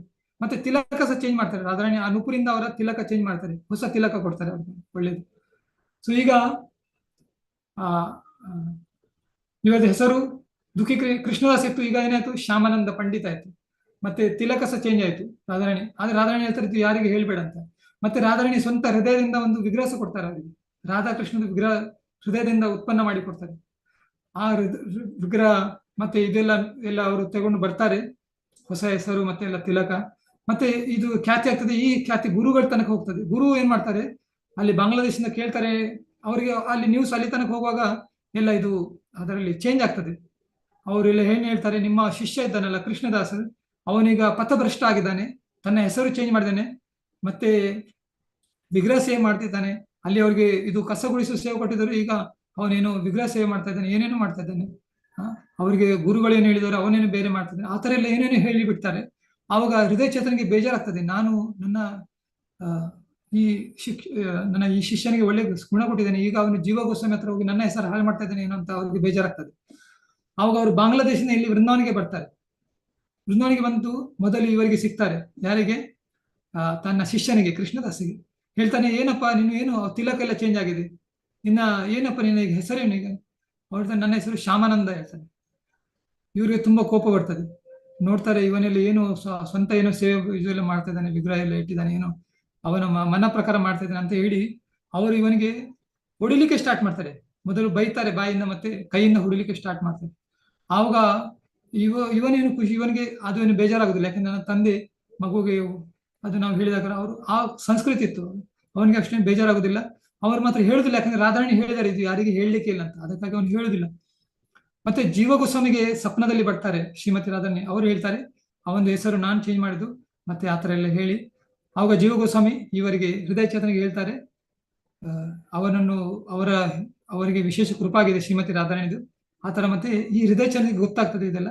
ಆವಾಗ ಅವರನ್ನು ತಿದ್ದುಪಡಿಸ್ತಾರೆ. ಅದರಿಂದ ನಾನು ಯಾಕೆ ಹೇಳಿದಂದ್ರೆ, ಈಗ ನೋಡಿ, ಗುರುಗಳು ಶ್ಯಾಮಾನಂದ ಪಂಡಿತ್ ಮೊದಲು ಕೃಷ್ಣದಾಸ್ ಇದ್ದ, ಅವರಿಗೆ ಬೈದರು, ಹೊಡೆದರು. ಆದರೆ ಈ ಹೊಡೆದರಲ್ಲಿ ಮತ್ತೆ ಆ ಪೊಲೀಸರು ಹೊಡೆದರಲ್ಲಿ ವ್ಯತ್ಯಾಸ ಇದೆ. ಆ ಥರನೇ ಶಿವ ಈ ಎಲ್ಲ ದೇವತೆಗಳಿಗೆ ದಂಡ ಕೊಡ್ತಾ ಇದ್ದಾರೆ. ವೈಷ್ಣವನಾಮ ಯಥಾಶಂಭು, ಅವರಿಗೆ ಅಧಿಕಾರ ಇದೆ, ಯಾಕಂದ್ರೆ ಅದು ತಿದ್ದುಪಡಿಸುದು ಅಹಂಕಾರ ಮೂಲಕ ಏನು ಕೆಲಸ ಮಾಡಿದರೆ ಅದು ಸರಿಯಲ್ಲ, ಅದಕ್ಕಾಗಿ ಅವರು ತಿದ್ದುಪಡಿಸ್ತಾರೆ. ದೇವರಿಗೆ ಅಹಂಕಾರ ಖುಷಿ ಅಲ್ಲ. ಅದಕ್ಕಾಗಿ ನಾವು ನಮ್ರತೆಯಿಂದ ಅಹಂಕಾರದ ಇದನ್ನು ದಾಟಬಹುದು, ಅಹಂಕಾರದ ಗಡುವನ್ನು ದಾಟಬಹುದು. ಅದಕ್ಕಾಗಿ ನಮ್ರತೆ ದೇವರಿಗೆ ತುಂಬಾ ಇಷ್ಟ. ಅದಕ್ಕಾಗಿ ತೃಣಾದಪಿ ಸುನಿಚಿನ ತರೋರಿ ವಸೈಷ್ಣ ಅಮಾನಿನ ಮಾನದಿನ ಕೀರ್ತನೆಯ ಸದಾರಿ. ನಾವು ಭಗವಂತ ಈ ನಾಮರೂಪದಲ್ಲಿ ಈ ಕಲಿಯುಗದಲ್ಲಿ ಪ್ರಕಟ ಆಗಿದ್ದಾರೆ. ಆ ನಾಮರೂಪವನ್ನು ನಾವು ಸ್ವೀಕರಿಸಬೇಕಾದರೆ ನಮ್ಗೆ ಅಹಂಕಾರ ರಹಿತ ಆಗ್ಬೇಕು. ಮೆಲ್ಲ ಮೆಲ್ಲ ಮೆಲ್ಲ ಮೆಲ್ಲ ಭಕ್ತರ ಸಂಘದಲ್ಲಿ ಎಲ್ಲ ಸರಿ ಆಗ್ತದೆ. ವೈಷ್ಣವರೆಲ್ಲ ಸರಿ ಮಾಡ್ತಾರೆ. ಅದಕ್ಕಾಗಿ ವೈಷ್ಣವರ ಸಂಘದಲ್ಲಿ ಇರಬೇಕು. ಸೊ ಈ ತರ ಈ ಭಾವಾರ್ಥವನ್ನು ಕಂಪ್ಲೀಟ್ ಮಾಡೋಣ, ಉಪಯೋಗಿಸಿ ಅವುಗಳಿಗೆ ನೂತನ ಜನ್ಮ ಪ್ರಾಪ್ತಿಯಾಗುವಂತೆ ಮಾಡಬೇಕಾಗಿತ್ತು. ದಕ್ಷನ ತಲೆಗೆ ಬದಲಾಗಿ ತಲೆಯೊಂದನ್ನು ನೀಡಲು ಶಿವನು ಪ್ರಾಣಿಯನ್ನು ಕೊಲ್ಲಿಸಿದಂತೆ ಅವುಗಳನ್ನು ಕೊಲ್ಲಬಾರದು. ಸೊ ನಾವು ಕೋಪವನ್ನು ಕಂಟ್ರೋಲ್ ಮಾಡಬೇಕು, ಅದು ಸಹ ಇಲ್ಲಿ ಹೇಳಿದ್ದಾರೆ. ಯಾಕಂದ್ರೆ ಗರ್ವ ಸರ್ವವನ್ನು ಕೊಂಡೋಗ್ತದೆ, ಅದಕ್ಕಾಗಿ ಗರ್ವ ಒಳ್ಳೆದಲ್ಲ. ಆಹುತಿಗೊಂಡ ಪ್ರಾಣಿಯು ನೂತನ ಜನ್ಮ ಪಡೆದು ಬರುವುದನ್ನು ನೋಡಲು ತುಂಬಾ ಚೆನ್ನಾಗಿರುತ್ತಿದ್ದು, ಆವಾಗೆಲ್ಲ ಅವರಿಗೆ ನೂತನ ಹೊಸ ಜನ್ಮ ಸಿಗ್ತಿತ್ತು. ಆದ್ರೆ ಈಗ ಅದೆಲ್ಲ ನಾವು ಮಾಡಬಾರ್ದು. ಅದೆಲ್ಲ ಈಗ ಅದಕ್ಕೆ ಎಲ್ಲ ಪರಿಸ್ಥಿತಿ ಸರಿ ಇಲ್ಲ. ಈಗ ಹರಿನಾಮ ಸಂಕೀರ್ತನೆ ಯಜ್ಞದಂದ್ರೆ ನಾವು ದೇವರಿಗೆ ನಮ್ಮ ಸಮಯ ಕೊಡಬೇಕು, ಮತ್ತೆ ನಮ್ಮ ಮುಖದಲ್ಲಿ ಆ ಮಂತ್ರವನ್ನು ಕೊಡ್ಬೇಕು, ಉಚ್ಚಾರ, ಅದೇ ಸ್ಯಾಕ್ರಿಫೈಸ್. ಮತ್ತೆ ಕಿವಿಯಿಂದ ಅದನ್ನು ಕೇಳಬೇಕು. ಅಗ್ನಿ ಅಂದರೆ ಈ ಕಿವಿ, ಮತ್ತೆ ಆ ಸ್ಯಾಕ್ರಿಫೈಸ್ ಅಂದ್ರೆ ನಮ್ಮ ಈ ಶಬ್ದ ಧ್ವನಿ ಕಿವಿಗೆ ಹೋಗ್ಬೇಕು, ಇದೇ ಸ್ಯಾಕ್ರಿಫೈಸ್. ಆವಾಗ ನಮ್ಮ ಈ ಮನಸ್ಸು ಶುದ್ಧವಾಗ್ತದೆ. ಮಧ್ಯದಲ್ಲಿ ಮುಖದಲ್ಲಿ ಹೇಳುದು, ಕಿವಿಯಲ್ಲಿ ಕೇಳುದು, ಇದು ಆಹುತಿ. ಇದರಲ್ಲಿ ನಾವು ಶುದ್ಧವಾಗ್ತೇವೆ, ಜೀವನದ ಉದ್ದೇಶ ಸಾರ್ಥಕವಾಗ್ತದೆ. ಈಗ ಆ ಹಿತಕರ ವಾತಾವರಣವು ತಪ್ಪಿ ಹೋಯಿತು.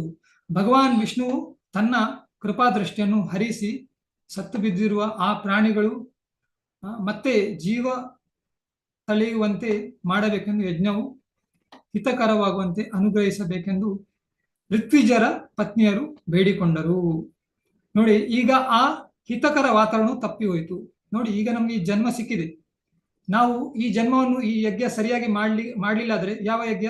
ಮುಖದಿಂದ ಹೇಳುವುದು, ಕಿವಿಯಿಂದ ಕೇಳುವುದು. ಈ ಯಜ್ಞ ನಾವು ಸರಿ ಮಾಡಿದ್ರೆ ಈ ಜನ್ಮ ವ್ಯರ್ಥ ಆಗ್ತದೆ. ನೋಡಿ, ಇಲ್ಲಿ ಹೇಳಿದ್ದಾರೆ, ಈಗ ಆ ಹಿತಕರ ವಾತಾವರಣ ತಪ್ಪಿ ಹೋಯಿತು.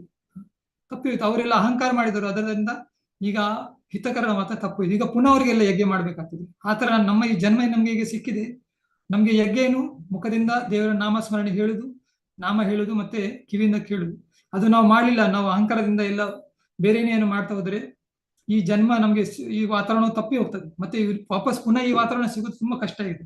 ಮತ್ತೆ ಕೃಷ್ಣ ಸಹ, ಮತ್ತೆ ಚೈತನ್ಯ ಮಹಾಪ್ರಭು ಬ್ರಹ್ಮನ ಒಂದು ದಿವಸದಲ್ಲಿ ಒಂದು ಸಲ ಬರುದು, ಅಂದ್ರೆ 1000 ಕಲ್ಪದಲ್ಲಿ ಒಂದು ಸಲ ಬರುದು. ಇದು ಕಲ್ಪ ನಮ್ಗೆ ವಾಪಸ್ ಸಿಗ್ಲಿಕ್ಕೆ ಇಲ್ಲ. ಆದ್ರೆ ಅದಕ್ಕಾಗಿ ನಾವು ಅರ್ಜೆಂಟ್ ಮಾಡ್ಬೇಕು, ಎಮರ್ಜೆನ್ಸಿ ಇದು. ವಾಪಸ್ ಈ ಜನ್ಮ ಮತ್ತೆ ಈ ಎಲ್ಲ ವಾತಾವರಣ ಸಿಗೋದು ತುಂಬಾ ಕಷ್ಟ ಇದೆ. ಅದಕ್ಕಾಗಿ ಈ ಜನ್ಮದಲ್ಲಿ ನಾವು ಸಾರ್ಥಕ ಮಾಡಿ ದೇವರ ನಾಮಸ್ಮರಣೆ ಮಾಡಿ ಜೀವನ ಸಾರ್ಥಕ ಮಾಡಬೇಕು. ಹರೇ ಕೃಷ್ಣ ಕೃಷ್ಣ ಕೃಷ್ಣ ಹರೇ ಹರೇ, ಹರೇ ರಾಮ ರಾಮ ರಾಮ ಹರೇ ಹರೇ. ಧನ್ಯವಾದಗಳು. ಒಂದು 5 ನಿಮಿಷ ಹೆಚ್ಚಾಯಿತು, ಕ್ಷಮೆ ಮಾಡಿ. ಹರೇ ಕೃಷ್ಣ. ಹರೇ ಕೃಷ್ಣ ಪ್ರಭುಜಿ, ಹರೇ ಕೃಷ್ಣ ಧನ್ಯವಾದಗಳು. ಪ್ರಭುಜಿ, ಧನ್ಯವಾದಗಳು ತುಂಬಾ. ಧನ್ಯವಾದಗಳು ಪ್ರಭುಜಿ. ಹರೇ ಕೃಷ್ಣ. ಹರೇ ಕೃಷ್ಣ ಪ್ರಭುಜಿ. ಹರೇ ಕೃಷ್ಣ. ಹರೇ ಕೃಷ್ಣ. ಗ್ರಂಥ ಶ್ರೀಮದ್ ಭಾಗವತಂ ಕಿ ಜೈ. ಜೈ ಶ್ರೀಲ ಪ್ರಭುಪಾದ ಕಿ ಜೈ. ಜೈ. ಅನಂತ ಕೋಟಿ ವೈಷ್ಣವ ವೃಂದ ಕಿ ಜೈ. ಜೈ. ಜೈ ಗೌರ್ ಪ್ರೇಮಾನಂದೇ. ಹರಿ ಹರಿ ಓಂ. ಹರೇ ಕೃಷ್ಣ. ಧನ್ಯವಾದಗಳು. ಕೃಷ್ಣದಾಸ್ ಅವ್ರ ಕತೆ ತುಂಬಾ ಚೆನ್ನಾಗಿತ್ತು ಪ್ರಭುಜಿ. ಧನ್ಯವಾದಗಳು ಪ್ರಭುಜಿ. ಹರೇ ಕೃಷ್ಣ. ಧನ್ಯವಾದಗಳು ಪ್ರಭುಜಿ. ಹರೇ ಕೃಷ್ಣ. ಹರೇ ಕೃಷ್ಣ ಪ್ರಭುಜಿ, ಧನ್ಯವಾದಗಳು. ಧನ್ಯವಾದ ಪ್ರಭುಜಿ. ಹರೇ ಕೃಷ್ಣ. ಹರೇ ಕೃಷ್ಣ. ಪ್ರಭುಜಿ ಅನರ್ಥ ಟೈಮು ಏನು ನಿವೃತ್ತಿ ಕೊಡ್ಲಿಲ್ಲ, ಪ್ರಭುಜಿ. ಹಾಗೆ ಸಡನ್ ಆಗಿ ಅವ್ರು ಹೇಳಿದ್ದವರು ಅವ್ರು ಒಂದು ಕ್ಲಾಸ್ ತಗೊಂಡ್ರು ಅವರು. ತುಂಬಾ ಚೆನ್ನಾಗಿತ್ತು ಚೆನ್ನಾಗಿ ಪ್ರಭುಜಿ. ಹೇಳಿದ್ರು, ಚೆನ್ನಾಗಿ ಹೇಳಿದ್ರು. ಪ್ರಭುಜಿ ಅನರ್ಥ ನಿವೃತ್ತಿ ಅಂದ್ರೆ ಏನ್ ಪ್ರಭುಜಿ ಅದು? ಇಲ್ಲಿ ಪ್ರಭುಗೆ ಕೊಡ್ತೀನಿ, ಬನ್ನಿ ಪ್ರಭು. ಅನರ್ಥ ಅಂದ್ರೆ ಯಾವ್ದು ಬೇಡದೇ ಇರೋದು ಎಷ್ಟೋ ಈಗ ನಮಗೆ ಸಿಕ್ಕಾಕೊಂಡ್ಬಿಟ್ಟಿದ್ದೀವಿ. ಈಗ ಭೌತಿಕ ಜಗತ್ತಲ್ಲಿ ನಮಗೆ ಎಷ್ಟೆಷ್ಟು ಅಭ್ಯಾಸಗಳಿದೆ, ಎಷ್ಟೆಷ್ಟು ಚಿಂತನೆಗಳಿದೆ. ಇಲ್ಲ, ಮುಖ್ಯವಾಗಿ ಅನರ್ಥ ಅಂದ್ರೆ ಈ 4 ಪಾಪ ಚಟುವಟಿಕೆಗಳೇನು ಹೇಳ್ತೇವೆ ನಾವು. ಮಾಂಸ ಸೇವನೆ, ಅನೈತಿಕ ಸ್ತ್ರೀ ಸಂಬಂಧ, ಮತ್ತೆ ಜೂಜು, ಈ ತರದೆಲ್ಲ ಇದೆಲ್ಲ ಬೇಡ ನಮ್ಗೆ. ಇದೆಲ್ಲ ಆದ್ರೂ ಕೂಡ ನಾವು ಇದಕ್ಕೆ ಅಂಟ್ಕೊಂಡ್ಬಿಟ್ಟಿದೀವಿ, ಈ ಅಭ್ಯಾಸಗಳು, ಈ ಚಟಗಳು, ಇದೆಲ್ಲ. ಸೊ ಈ ಹಂತದಲ್ಲಿ, ಭಕ್ತಿಯ ಒಂದು ಹಂತದಲ್ಲಿ ಅನರ್ಥ ಅಂದ್ರೆ ಇದು ಮೊದಲಾಗಿ ದೊಡ್ಡದಿದು, ಮತ್ತೆ ಕೆಳಗೆ ಚಿಕ್ಕ ತುಂಬಾ ಇದೆ, ಅನರ್ಥ ಇದೆ. ಇದೆಲ್ಲ ಅನರ್ಥನೇ. ಕಾಮ, ಕ್ರೋಧ, ಲೋಭ, ಇದೆಲ್ಲ ಕೂಡ ಒಂದ್ ರೀತಿಯ ಅನರ್ಥವೇ ನಮ್ಗೆ. ಇದೆಲ್ಲ ಬೇಡ ನಮಗೆ ಮುಖ್ಯವಾಗಿ ನಾವು ಕೃಷ್ಣ ಭಕ್ತರು, ಶುದ್ಧ ಭಕ್ತಿ, ಕೃಷ್ಣ ನಿತ್ಯ ಸೇವಕರು ನಾವು. ಅದು ಬಿಟ್ಟು ಬೇರೆದೆಲ್ಲ ನಮಗೆ ಅನರ್ಥವೇ. ನಮಗೆ ಭೌತಿಕ ಜಗತ್ತೆಲ್ಲ ಬೇಡದೇ ಇರೋದೇ ನಮಗೆ. ಭಕ್ತಿಯಲ್ಲಿ ನಾವು ಒಂದೊಂದಾಗಿ ನಮ್ಗೆ ಮೊದಲಿಗೆ ದೊಡ್ಡದು ಹೋಗುತ್ತೆ, ದೊಡ್ಡ ಕಲ್ಲುಗಳು ಬಿಸಾಕಿದಾಗೆ, ಮತ್ತೆ ಚಿಕ್ಕ ಧೂಳು, ಇದು ಎಲ್ಲ ಒಂದೊಂದು ಇದೆ. ಇದು ಒಂದೊಂದಾಗೆ ಕೃಷ್ಣ ಕೃಪೆಯಿಂದ ಕ್ರಮೇಣ ಹೋಗ್ಬೇಕಲ್ಲ. ಹೌದು ಪ್ರಭುಜಿ, ಧನ್ಯವಾದಗಳು. ಹರೇ ಕೃಷ್ಣ. ಹರೇ ಕೃಷ್ಣ. ಹರೇ ಕೃಷ್ಣ. ಹರೇ ಕೃಷ್ಣ. ಹೇಳಿ ಮಾತಾಜಿ. ಪ್ರಭುಜಿ, ಇದು ಭಗವದ್ಗೀತೆ ತರ ಇದು 3 ಟೈಮಿಂಗ್ಸ್ ಅಲ್ಲಿ ಏನಾದ್ರು ಇರುತ್ತಾ? ಭಾಗವತ ಈಗ ಸದ್ಯಕ್ಕೆ ಒಂದೇ ಟೈಮ್ಗೆ ಮಾತಾಜಿ, ನೋಡೋಣ ಮತ್ತೆ ಏನಾದ್ರು ಆತರ ಸಾಧ್ಯ. ಅದು ವಿಡಿಯೋ ಲಿಂಕ್ ಅದು ಕಳಿಸ್ತೀರಾ? ಯಾಕಂದ್ರೆ ನಾವು ನಿಮಗೆ ಕಳ್ಸಿ ನೋಡಿ ಕೆಲಸ ಮಾತಾಜಿ, ಯೂಟ್ಯೂಬ್ ಅಲ್ಲಿ ಇವತ್ತದು ಕಳ್ಸಿ ನೋಡಿ. ನಿಮಗೆ ಅವ್ರು ಕೂಡ ಕಳ್ಸಿದ್ದೀರಾ? ಚಾಟ್ ಬಾಕ್ಸ್ ಅಲ್ಲಿ ಇದೆ ನೋಡಿ. ಚಾಟ್ ಬಾಕ್ಸ್ ಆಯ್ತು ನೋಡ್ತೀನಿ ಗುರುಜಿ. ಚಾಟ್ ಬಾಕ್ಸ್ ಅಲ್ಲಿ ಇದೆ. ಇದಕ್ಕೇನಾದ್ರು ವಾಟ್ಸ್ಆಪ್ ಲಿಂಕ್ ಎಲ್ಲ, ವಾಟ್ಸ್ಆಪ್ ಗ್ರೂಪ್ ಇದೆಯಾ? ಮಾತಾಜಿ ವಾಟ್ಸ್ಆಪ್ ಗ್ರೂಪ್ ಹಾಕ್ತೀವಿ ಮಾತಾಜಿ, ಅದ್ ಲಿಂಕ್ ಕೊಡ್ತೇವೆ, ಹಾಕ್ತೀವಿ. ಹಾಕ್ತೇವೆ ನಾವು. ನೀವು ಇಲ್ಲಿ ಅಟೆಂಡ್ ಮಾಡಿ. ಇವತ್ತೆಲ್ಲ ಶುರು ಆಗಿದ್ದು ಗುರುಜಿ? ಇವತ್ತೇ ಶುರು ಆಗಿದ್ದ? ಇಲ್ಲ, ಇವತ್ತು ಪ್ರಭುಜಿ ತೆಗೆದ್ರು. ಇಲ್ಲಾಂದ್ರೆ ಭಾಗವತ ಪ್ರತಿಯೊಬ್ರು ಒಂದೊಂದ್ ದಿವಸ ಒಂದೊಂದು ದೇವಸ್ಥಾನ ಕಡೆಯಿಂದ ಮಾಡ್ತಾ ಇರ್ತಾರೆ ಮಾತಾಜಿ. ಹೌದಾ? ಮೊದ್ಲೇ ಶುರು ಆಗಿತ್ತಾ ಈ ಕ್ಲಾಸ್? ಅಲ್ಲ, ಇದು 8 to 9 ಇದು ಪ್ರತಿನಿತ್ಯ ನಡೆಯುತ್ತೆ. ಇದು ಪ್ರತಿನಿತ್ಯ. ಹೌದಾ? ಹಂಗಾದ್ರೆ ನಾವು ಮಿಡ್ಲಿಂದ ಬೇರೆ ಫಸ್ಟ್ ಇಂದ ವೀಕ್ಷಣೆ ಒಂದು ಮಾಡ್ಬೇಕು ಆ ಅಂತ ಯೂಟ್ಯೂಬ್ ಅಲ್ಲಿ ಲಿಂಕ್ ಅಲ್ಲಿ ನೀವು ಇದಾದ್ರೆ ಅಲ್ಲಿ ರೆಕಾರ್ಡಿಂಗ್ಸ್ ಇರುತ್ತೆ. ಇದೆಲ್ಲ ಸಿಗುತ್ತಾ? ರೆಕಾರ್ಡಿಂಗ್ ಸಿಗುತ್ತೆ, ಇಲ್ಲ ತೊಂದರೆ ಇಲ್ಲ. ಈ ಭಾಗವತ ಹೇಗಂದ್ರೆ ನಿತ್ಯಂ ಭಾಗವತ ಸೇವೆ, ಅದ್ ಮಧ್ಯೆಯಿಂದ ನೀವು ಸೇರಿದ್ರು ಕೂಡ ನೀವು ಆಮೇಲೆ ನಿಮ್ಗೆ ಎಲ್ಲೋ ನಿಮ್ಗೆ ವಿಚಾರ ಕೂಡ ಬರುತ್ತೆ. ಮತ್ತೆ ಆಮೇಲೆ ನಮಗೆ ನೆಕ್ಸ್ಟ್ ಸೀಕ್ವೆನ್ಸ್ ಸ್ಟಾರ್ಟಿಂಗ್ ಅಲ್ಲಿ ಫಸ್ಟ್ ಶ್ಲೋಕ ಅಲ್ಲಿ ಕೂಡ ಮತ್ತೆ ಸೇರ್ಬೋದು. ಆಯ್ತು ಗುರುಜಿ, ತುಂಬಾ ಧನ್ಯವಾದಗಳು ಗುರುಜಿ. ಹರೇ ಕೃಷ್ಣ. ಹರೇ ಕೃಷ್ಣ. ಹರೇ ಕೃಷ್ಣ ಮಾತಾಜಿ. ಹರೇ ಕೃಷ್ಣ. ಹರೇ ಕೃಷ್ಣ. ಸೊ ಎಲ್ಲ ಭಕ್ತರಿಗೂ ಧನ್ಯವಾದಗಳು. ಹರೇ ಕೃಷ್ಣ ಪ್ರಭುಜಿ. ಇದು ಫಸ್ಟ್ನೇ ಸ್ಕಂದದಿಂದ ಕೇಳ್ಬೇಕು ಅಂದಾಗ ಯಾವ್ದ್ರಲ್ಲಿ ಕೇಳ್ಬೇಕು ಪ್ರಭುಜಿ ನಿಮ್ದು? ಯೂಟ್ಯೂಬ್ ಅಲ್ಲಿ ರೆಕಾರ್ಡಿಂಗ್ಸ್ ಇರುತ್ತೆ, ಅಲ್ಲಿ ನೋಡ್ಬೇಕು ನೀವು. ಯೂಟ್ಯೂಬ್ ರೆಕಾರ್ಡಿಂಗ್ಸ್ ಏನಾದ್ರು ನಮ್ಮ ಚಾನೆಲ್ ಇದ್ರಲ್ಲಿ.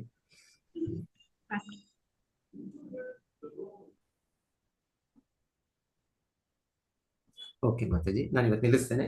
ಹರೇ ಕೃಷ್ಣ ಭಕ್ತರಿಗೂ ಧನ್ಯವಾದಗಳು. ವಾಂಛಾ ಕಲ್ಪತರು